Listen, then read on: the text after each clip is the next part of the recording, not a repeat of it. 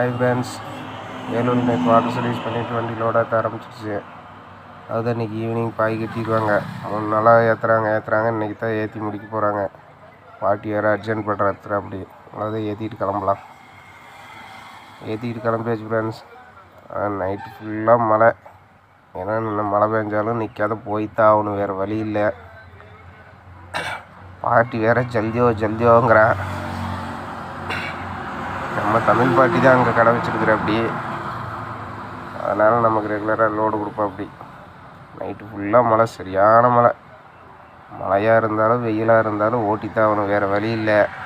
ஏன்னா சிங்கிளாக போகிறனால நிறுத்தாத போயாகணும். 2ஆம் நேற்று காலையில் டெலிவரி கொடுத்தே ஆகணும், இல்லைன்னா கற்றுன்னு கற்றுவோம் அப்படி.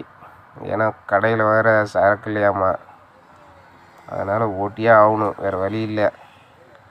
ஓடு ஏற்றணுன்னே எடுத்துக்கிட்டு கிளம்பியாச்சு. நைட்டு ஃபுல்லாக ஒரே மழைங்க. மழை நிற்குமான்னு பார்க்குறோம், நிற்கவே இல்லை. நைட்டு ஃபுல்லாக பேஞ்சே சலிச்சுது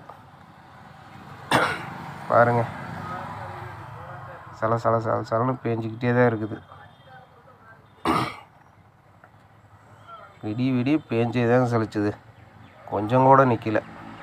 காலையில் தான் மறுபடியும் காலையில் வெடிஞ்சோன்னே தான் நின்றுது.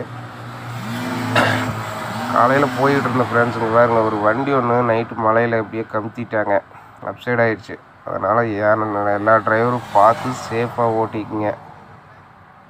மலையிலெல்லாம் தூக்கம் வந்துச்சுன்னா தூங்குங்க. அதுதாங்க. காலையில் வந்தாச்சு, 2ஆம் நேற்று காலையில் வந்தாச்சு.